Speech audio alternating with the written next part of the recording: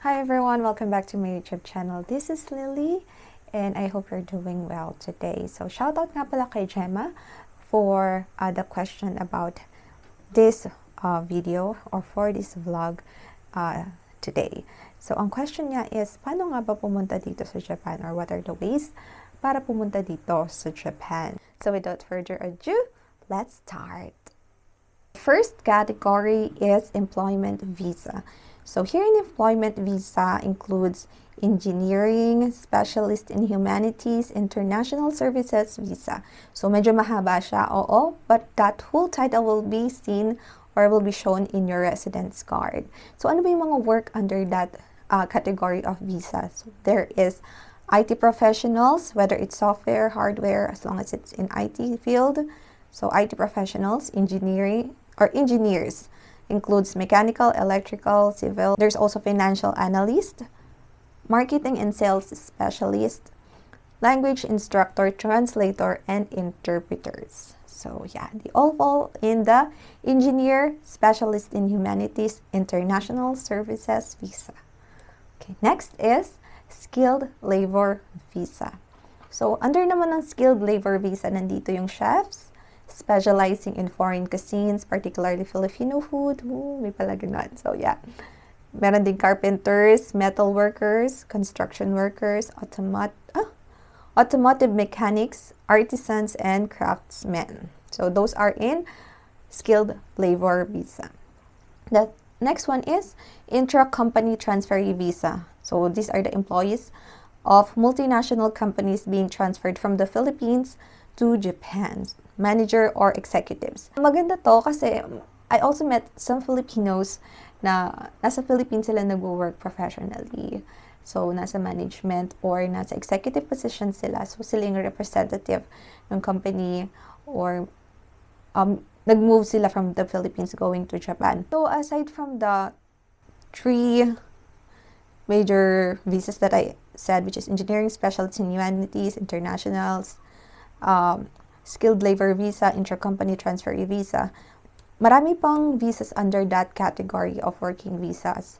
So, they also have professor, artist, religious activities, those like our pastors, priest, yeah, journalist, highly skilled professional, business manager, legal accounting services, medical services, researcher, instructor, nursing care, entertainer. So, those work also falls on work visa category.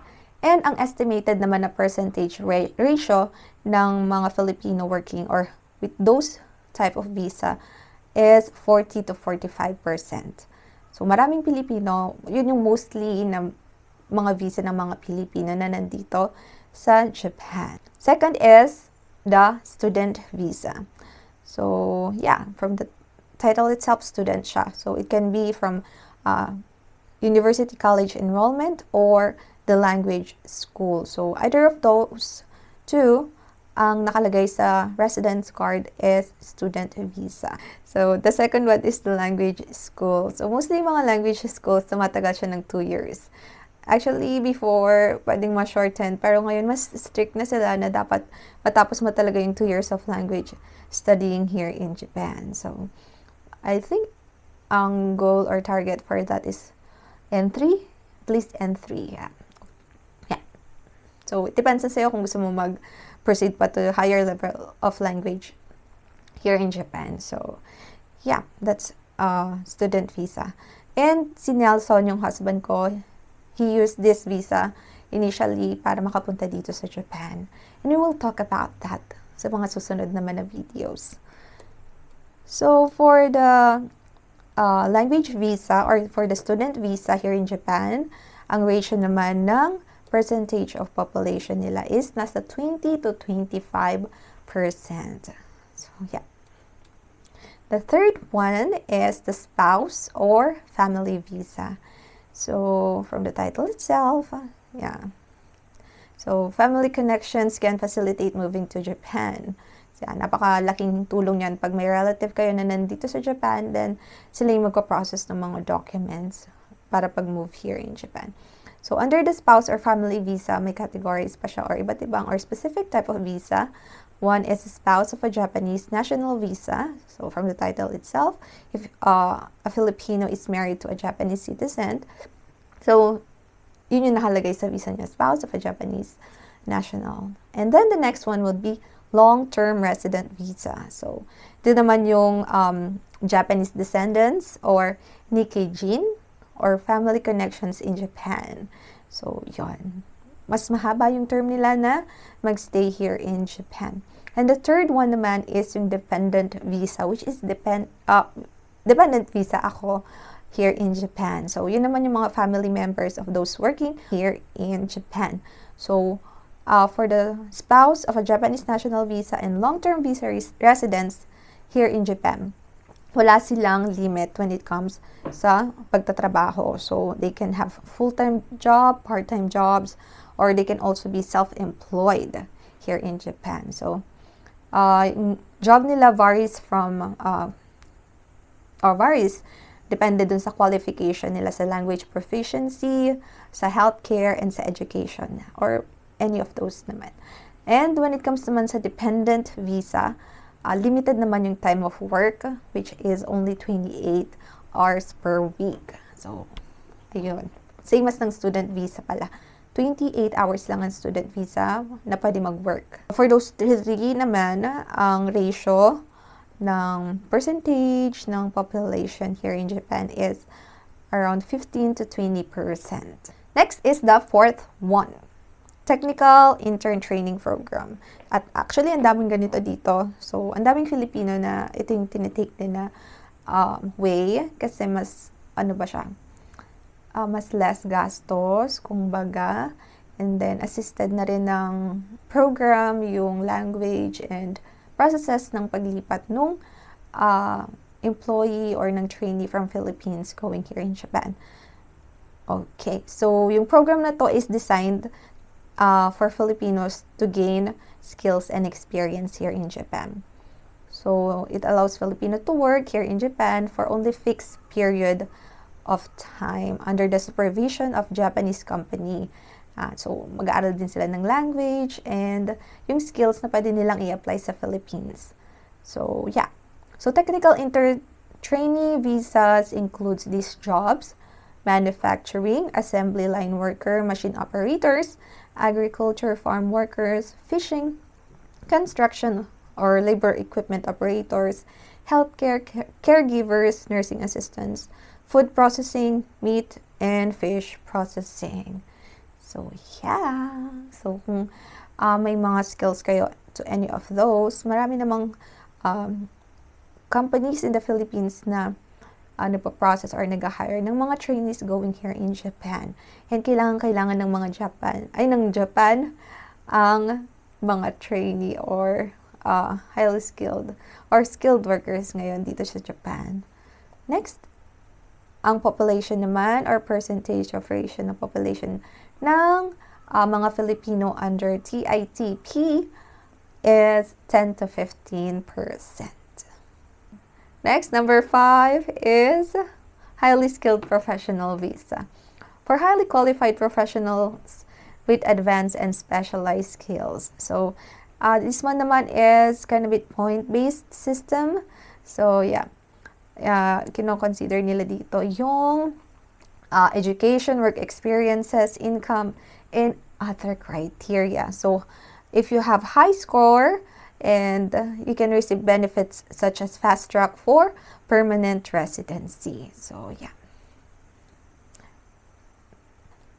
So, job that requires advanced skills and qualifications includes researchers and scientists, university professors, senior managers and executives, medical doctors and specialized health care professionals, legal professionals such as lawyers, paralegals, financial experts, investment bankers, actuaries. Did I say it right? Yeah, that one. So, the population or ratio of population of this one is 5 to 10%. So, meron ding iba pang mga visas which has a smaller percentage like cultural activities visa. These are for individuals engaging in cultural or artistic activities. So, yung mga artists. Yeah. They also have your designated activities. Ito naman includes a variety of specific categories such as working holiday, internship, and more. And then, we also have here SSW visas, or Specified Skill Worker Visa. So, for this worker, includes facing shortage here in Japan ng mga workers. So, it includes caregiving, construction, and hospitality jobs. Yep. They also have here a temporary visitor visa. This naman is for short-term stay. Through these, do not typically account for long-term residency. So, for short-term lang naman to. So, ang sources ko naman ng mga data is from Japanese Ministry of Justice, Annual Reports on Immigration and Residency Statistics, Philippine Embassy in Japan, Records and Reports on the Filipino Community here in Japan, Research Studies, Academic or Governmental Studies on Immigration Trends. Yeah! So, kung nagbabalak ka na mag-move here in Japan, pag-isipan mo na kung anong way mo papunta dito, right? So, marami namang ways. So, ang importante lang is legal and sumunod tayo sa proseso and policies nila para hindi tayo magka-problema in the long run. Kasi very strict talaga here in Japan and you have to follow kung ano yung limit ng visa na meron ka. Kasi makaka-apekto yun for long-term goal mo to stay or to work or whatever here in Japan. Diba? Magre-reflect yan. So, additional tips naman before na pumunta kayo dito sa Japan. Kasi, pwede naman talaga, wala namang imposible, di ba? Kasi kami rin ganun din. Parang pinangarap lang namin. Parang ginoo lang talaga namin. Pinag-usapan lang namin nung una. And now, we're here in Japan. So, these are the tips na pwedeng makatulong sa inyo in preparation. First is language proficiency. So, learning Japanese can significantly increase the chances na makasecure ng visa and integrating into Japanese society. So, mas madaling ang mag-cope sa society, sa culture, pag mas may alam ka na sa language. Hindi naman required na magaling ka na talaga. Kasi walang ganon. So, kailangan mo talaga mag-aral pa. At matututo ka rin once nandito ka. But it's much better na may alam ka na bago ka pumunta rito sa Japan para hindi ka talaga nga, diba? Hindi ka lutang, ganun. Kasi nakakadagdag din yun sa stress, sa frustration. So, mag-a-adjust ka na sa culture, mag-a-adjust ka sa weather, mag-a-adjust ka sa lifestyle.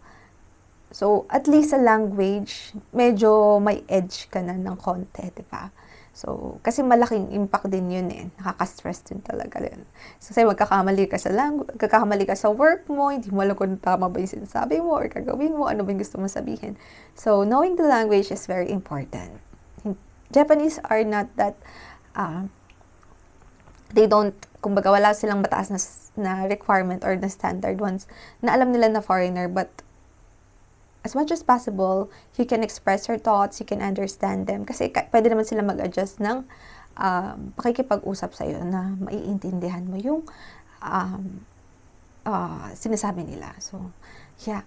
Next is cultural understanding. So, maging familiar ka na sa mga ugali ng Japanese. So, minsan kasi mga Japanese, hindi sila katulad ng mga Pilipino na palabiro, ganyan. So, especially sa work, yun. So, hindi mo kailangan i-take yan against you or against them. It's just part of the culture.